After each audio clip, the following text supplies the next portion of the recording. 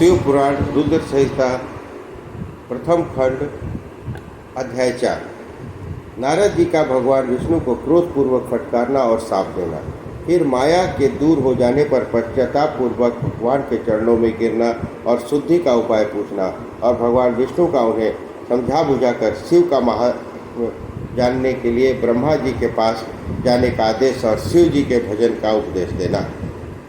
सूत जी कहते हैं, महर्षियों, माया मोहित नारद मुनि उन दोनों शिवगणों को यथोचित शाप देकर वही भगवान शिव के इच्छावश मोहिनी निद्रा से जाग न सके। वे भगवान विष्णु के किए हुए कपट को याद करके मन में दुस्सह क्रोध लिए विष्णु लोक को गए और संविधा पाकर प्रज्वलित हुए अग्निदेव के भांति क्रोध से जलते हुए बोले। उनका ज्ञान नष्ट हो गया था, इसलिए वे दुर्वचन पूर्वक व्यंग सुनाने लगे। नारद जी ने कहा, हरे तुम बड़े दुष्ट हो, कपटी हो और समस्त विश्व को मोह में डाले रखते हो। दूसरों का उत्साह व उत्कर्ष तुमसे सहा नहीं जाता। तुम मायावी हो, तुम्हारा अंतःकरण मलिन है। पूर्व काल में तुम्ही ने मोहिनी रूप धारण करके कपट किया, असुरों की वारुणी मदिरा पिलाई और उन्हें अमृत नहीं पीने दिया। छल कपट में ही अनुराग रखने वाले हरि यदि महेश्वर रुद्र दया करके विष न पी लेते तो तुम्हारी सारी माया उसी दिन समाप्त हो जाती। विष्णुदेव कपट पूर्वक पूर्ण चाल तुम्हें अधिक प्रिय है। तुम्हारा स्वभाव अच्छा नहीं है, तो भी भगवान शंकर ने तुम्हें स्वतंत्र बना दिया है।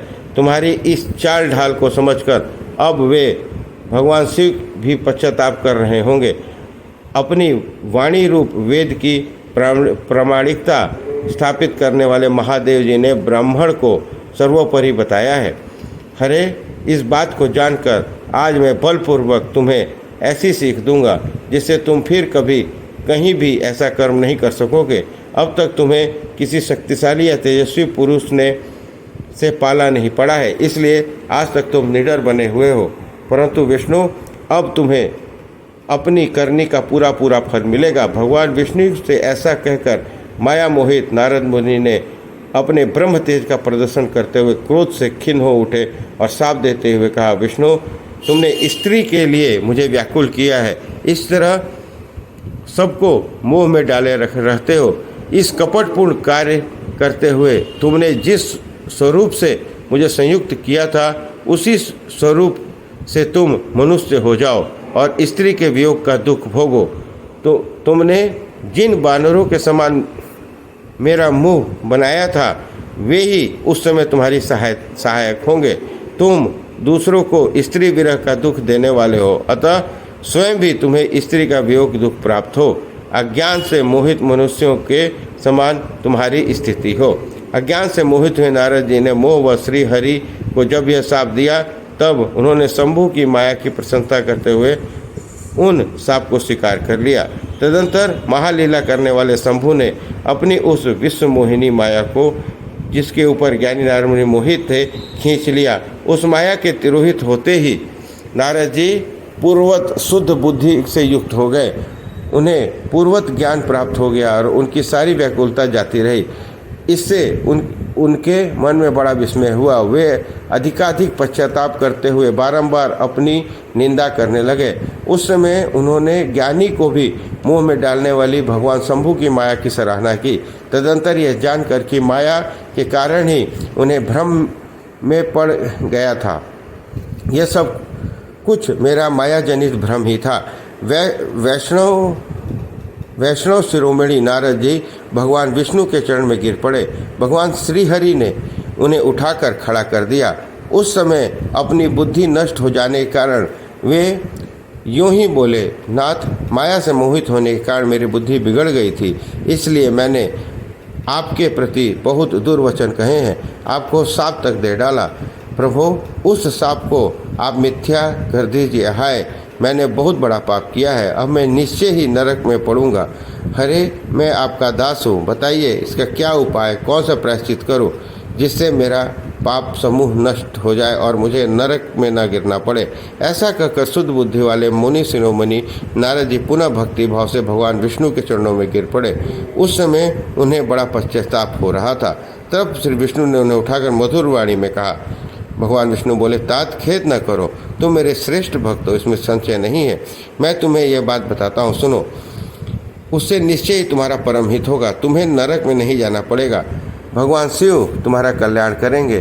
तुमने मत से मोहित होकर जो भगवान विष्णु से बात नहीं मानी, उसकी अवहेलना कर दी थी, उसी अपराध का भगवान शिव ने तुम्हें ऐसा फल दिया है, क्योंकि वे ही कर्मफल के दाता हैं। तुम अपने मन में यह दृढ़ निश्चय कर लो कि भगवान शिव की इच्छा से ही यह सब कुछ हुआ है। सबके स्वामी परमेश्वर शंकर ही गर्व को दूर करने वाले हैं, वे ही परब्रह्म परमात्मा हैं। उन्हीं का सच्चिदानंद स्वरूप से बोध होता है। वे निर्गुण और निराविकार हैं। सत्व, रज और तम ये तीनों गुणों से परे हैं। वे ही अपनी माया को लेकर ब्रह्मा, विष्णु और महेश इन तीनों रूपों में प्रकट होते हैं। निर्गुणा और सगुण भी वे ही हैं। निर्गुण अवस्था में उन्हीं का नाम शिव है। वे ही परमात्मा महेश्वर, परब्रह्म, अविनाशी, अनंत, महादेव आदि नाम से कहे जाते हैं। उन्हीं की सेवा से ब्रह्मा जी जगत में प्रतिष्ठा हुए हैं और मैं तीनों लोकों का पालन करता हूँ। वे स्वयं ही रुद्र रूप से सदा सबका संहार करते हैं। वे शिव स्वरूप से सबके साक्षी हैं। माया के भिन्न और निर्गुण हैं। स्वतंत्र होने के कारण वे अपनी इच्छा के अनुसार चलते हैं। उनका विहार, आचार व्यवहार उत्तम है और वे भक्तों पर दया करने वाले हैं। नारद मुने, मैं तुम्हें एक सुंदर उपाय बताता हूँ जो सुखद समस्त पापों का नाशक और सदा भोग एवं मोक्ष देने वाला है। तुम उन्हें सुनो। अपने सारे संयमों को त्याग कर तुम भगवान शंकर के सुयश का गान करो और सदा अनन्य भाव से शिव के सतनाम स्तोत्र का पाठ करो। मुने, तुम निरंतर उन्हीं की उपासना करो और उन्हीं का भजन करो। उन्हीं के यश को सुनो और गाओ तथा प्रतिदिन उन्हीं की पूजन अर्चना करते रहो। नारद, जो शरीर, मन और वाणी द्वारा भगवान शंकर की उपासना करता है उसे पंडित या ज्ञानी जानना चाहिए। वह जीवन मुक्त कहलाता है। शिव उस नाम रूपी दावानल से बड़े बड़े पातकों के असंख्य पर्वत अनायास भस्म हो जाते हैं। यह सत्य है, इसमें संशय नहीं है।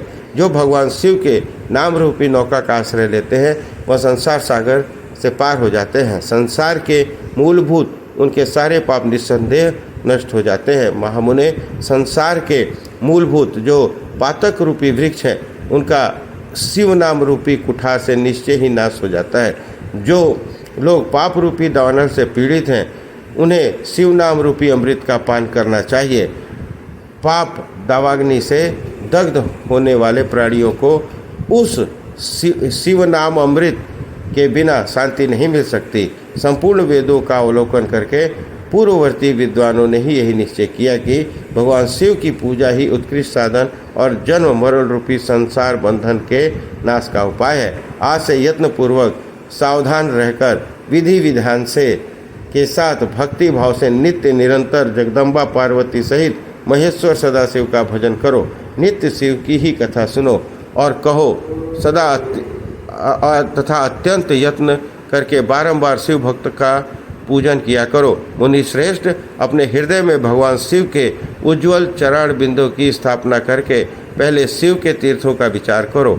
मुने, इस प्रकार परमात्मा शंकर के अनुपम महात्म्य का दर्शन करते हुए अंत में आनंदवन काशी को जाओ। वह स्थान भगवान शिव को बहुत ही प्रिय है। वहाँ भक्तिपूर्वक विश्वनाथ जी का दर्शन पूजन करो। विशेषतः उनकी स्तुति वंदना करके तुम निर्विकल्प हो जाओगे। नारद जी, इसके बाद तुम्हें मेरी आज्ञा से भक्तिपूर्वक अपने मनोरथ की सिद्धि के लिए निश्चय ही ब्रह्मलोक में जाना चाहिए, जहाँ अपने पिता ब्रह्मा जी की विशेष रूप से स्तुति वंदना करके उन्हें प्रसन्नतापूर्वक हृदय से बारंबार शिव महिमा के विषयों का प्रश्न करना चाहिए। ब्रह्मा जी शिव भक्तों में श्रेष्ठ हैं। वे तुम्हें बड़ी प्रसन्नता के साथ भगवान शंकर का महात्म्य और सतनाम स्तोत्र सुनाएंगे। उन्हें आज से तुम शिव आराधन में तत्पर रहने वाले शिव भक्त हो जाओ और विशेष रूप से मोक्ष के भागी बनो। भगवान शिव तुम्हारा कल्याण करेंगे। इस प्रकार प्रसन्नचित्त हुए भगवान विष्णु नारद मुनि को प्रेम पूर्वक उपदेश देकर श्री शिव का स्मरण वंदन और श्रवण करके वहाँ से अंतर ध्यान हो गए। इस प्रकार रुद्र संहिता खंड 1 का अध्याय 4 समाप्त। बोलो हर हर महादेव।